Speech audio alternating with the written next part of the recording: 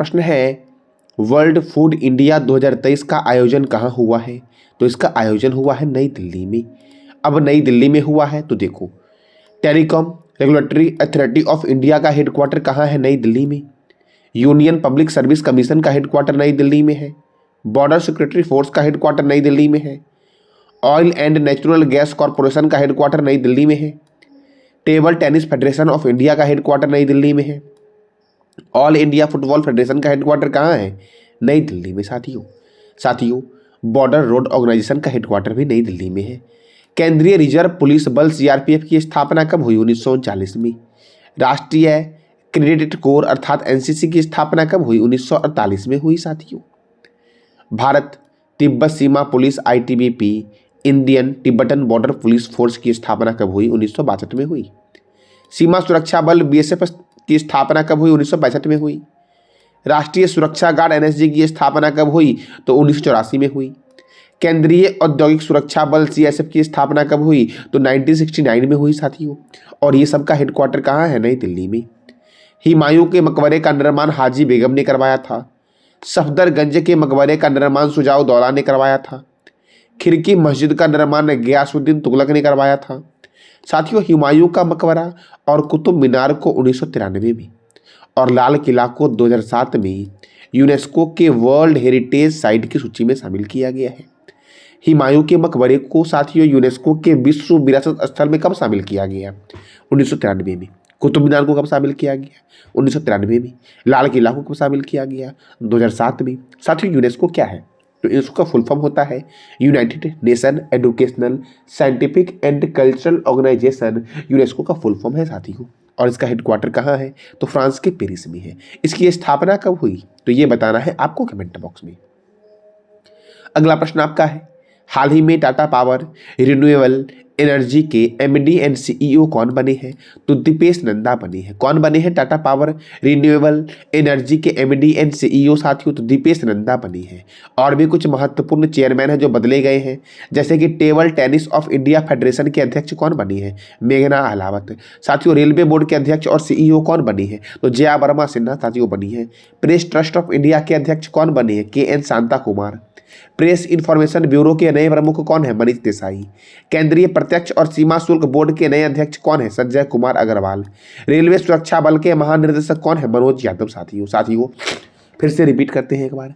Table tennis of India federation की पहली महिला अध्यक्ष मेघना अहलावत है। रेलवे बोर्ड के अध्यक्ष और सीईओ कौन है? जया वर्मा सिन्हा साथियों है। प्रेस ट्रस्ट ऑफ इंडिया के नए अध्यक्ष कौन बने हैं? तो KN शांता कुमार बने हैं। प्रेस इंफॉर्मेशन ब्यूरो के नए प्रमुख कौन बने हैं? मनीष देसाई बने हैं। केंद्रीय प्रत्यक्ष और सीमा शुल्क बोर्ड के नए अध्यक्ष कौन बने हैं? संजय कुमार अग्रवाल बने हैं। रेलवे सुरक्षा बल के महानिदेशक कौन बने हैं? तो मनोज यादव बने हैं। साथियों नाबार्ड के नए अध्यक्ष कौन बने हैं? साजी केवी बने हैं। भारतीय तटरक्षक बल के 25वें महानिदेशक कौन बने हैं? राकेश पाल बने हैं। हिंदू ग्रुप के नए अध्यक्ष कौन बने हैं? निर्मला लक्ष्मण बने हैं। अशोक लीलैंड के एमडी एंड सीईओ कौन बने हैं? सीनू अग्रवाल बने हैं। बॉम्बे स्टॉक एक्सचेंज के एमडी एंड सीईओ कौन है? सुब्रमण्यम राममूर्ति। साथियों बॉम्बे स्टॉक एक्सचेंज के एमडी एंड सीईओ है। सीबीआई के नए निदेशक कौन है? प्रवीण सूद है। ट्विटर के नए सीईओ कौन है? लिंडा याकारिनो है। संघ लोक सेवा आयोग के अध्यक्ष कौन है? मनोज सोनी है। भारतीय प्रतिस्पर्धा आयोग की पहली महिला चेयरपर्सन कौन है? रवनीत कौर है। यूको बैंक के एमडी कौन है? अश्वनी कुमार। साथियों यूको बैंक के एमडी है। मौसम विज्ञान संगठन के नए अध्यक्ष कौन है? अब्दुल्ला अलमंडोस। साथियों अब्दुल्ला अलमंडोस है मौसम विज्ञान संगठन के नए अध्यक्ष। साथियों अगला प्रश्न हमारा है, जिगेम खेसर। साथियों जिगेम खेसर नामग्याल वांगचुक किस देश के राजा बने हैं? जिगेम खेसर नामग्याल वांगचुक किस देश के राजा बने हैं? तो ये बने हैं भूटान के राजा। साथियों कहाँ के राजा बने हैं? भूटान के। अब भूटान के बने हैं तो भूटान की कैपिटल क्या है? थिम्पू। भूटान के प्राइम मिनिस्टर कौन है? लोटाय त्शेरिंग। साथियों भूटान की करेंसी क्या है? न्यूट्रम। साथियों भूटान में ही आपका चूखा जल विद्युत परियोजना है। कौन सा परियोजना है? चूखा जल विद्युत परियोजना भूटान में है। अगला प्रश्न हमारा है, 15वीं एशियाई शूटिंग चैंपियनशिप निम्नलिखित में से किस स्थान पर आयोजित की जा रही है? साथियों इसका आयोजन हो रहा है दक्षिण कोरिया में। दक्षिण कोरिया में आयोजित किया जा रहा है 15वीं एशियाई शूटिंग चैंपियनशिप। साथियों अब साथियों देखो, साथियों ऐश्वर्य प्रताप सिंह तोमर ने एशियाई शूटिंग चैंपियनशिप में गोल्ड मेडल जीता है। अब साथियों साउथ कोरिया में हो रहा है ये। तो साउथ कोरिया की राजधानी क्या है? सियोल। साउथ कोरिया के प्रेसिडेंट कौन है? यून सुक योल। साउथ कोरिया की करेंसी क्या है? South Korean von. साथियों नॉर्थ कोरिया और साउथ कोरिया के बीच एक समांतर रेखा है, बॉर्डर लाइन है, जिसको बोला गया है 38वीं समांतर रेखा। और 49वीं समांतर रेखा किस दो देश के बीच है, ये बताना है आपको कमेंट बॉक्स में। साथियों नॉर्थ कोरिया की राजधानी क्या है? प्योंगयांग। नॉर्थ कोरिया के प्रेसिडेंट कौन है? Kim Jong Un. और नॉर्थ कोरिया की करेंसी क्या है? North Korean von. साथियों साउथ कोरिया की करेंसी है साउथ कोरियन वॉन। साथियों साउथ कोरिया के प्रेसिडेंट कौन है? तो यून सुक योल। और साथियों नॉर्थ कोरिया के प्रेसिडेंट कौन है? तो किम जोंग उन। साथियों और दोनों की करेंसी क्या है? वॉन। साउथ कोरिया की साउथ कोरियन वॉन और नॉर्थ कोरिया की नॉर्थ कोरियन वॉन। साथियों अगला प्रश्न हमारा है, द्वितीय रोहिणी नैयर पुरस्कार से किसे सम्मानित किया गया है? तो ये दिया गया है दीननाथ राजपूत को। साथियों दीननाथ राजपूत ने जीता है द्वितीय रोहिणी नैयर पुरस्कार। साथियों अगला प्रश्न हमारा है, मेजर ध्यानचंद नेशनल स्टेडियम किस राज्य में स्थित है? तो नई दिल्ली में। राज्य नहीं साथियों, ये दिल्ली जो है ये यूनियन टेरिटरी है। तो मेजर ध्यानचंद स्टेडियम कहाँ है? तो नई दिल्ली में साथियों है। दिल्ली में है आपका मेजर ध्यानचंद स्टेडियम और दिल्ली है यमुना रिवर के किनारे। साथियों अब साथियों देखो, प्रधानमंत्री ने एशियन पैरा गेम्स 2022 के भारतीय एथलीट दल को संबोधित किया है इसी स्टेडियम में। साथियों अब देखो नई दिल्ली, तो देखो भारतीय कृषि अनुसंधान संस्थान, भारतीय मौसम विज्ञान संस्थान, राष्ट्रीय प्रतिरोधक विज्ञान संस्थान, अखिल भारतीय आयुर्विज्ञान संस्थान अर्थात एम्स, भारतीय राष्ट्रीय राजमार्ग प्राधिकरण साथियों NHAI, national highway authority of India इसको बोलते हैं, केंद्रीय सड़क अनुसंधान संस्थान। साथियों ये सब का हेडक्वार्टर कहाँ है? नई दिल्ली में। केंद्रीय ट्रैक्टर संस्थान का हेडक्वार्टर कहाँ है? नई दिल्ली में। DRDO का फुल फॉर्म कई बार पूछा गया है, Defence Research and Development organisation.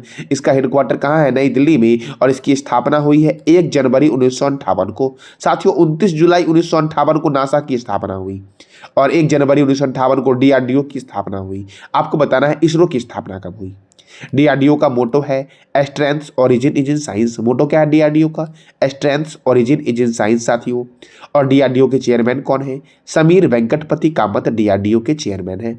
साथियों शिक्षा मंत्रालय ने 12 से 13 अप्रैल को कहाँ युवा लेखक सम्मेलन का आयोजन किया? साथियों तो नई दिल्ली में 12 से 13 अप्रैल को साथियों युवा लेखक सम्मेलन का आयोजन किया शिक्षा मंत्रालय ने।